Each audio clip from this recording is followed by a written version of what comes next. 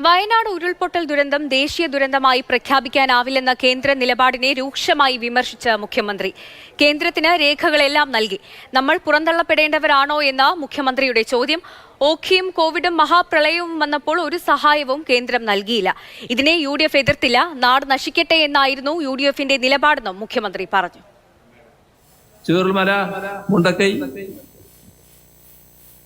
India കണ്ട ദുരന്തങ്ങളിൽ വലിയ ദുരന്തങ്ങളിൽ ഒന്നാണ് സംഭവിച്ചത്.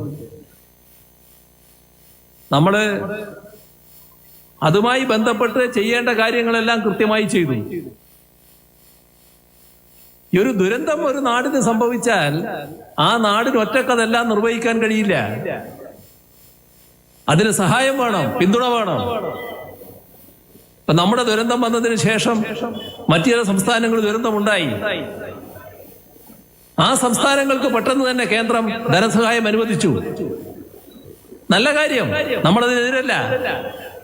പക്ഷെ ആ സഹായം നമുക്കും ലഭിക്കണ്ടേ? നമ്മളെന്താ ഇന്ത്യക്ക് പുറത്തുള്ളവരാണോ? ഈ കേരളം എന്നത് പൂർണ്ണമായി തള്ളപ്പെടേണ്ട ഒരു സംസ്ഥാനമാണോ? എന്തേ നമുക്കുള്ള കുറവ്?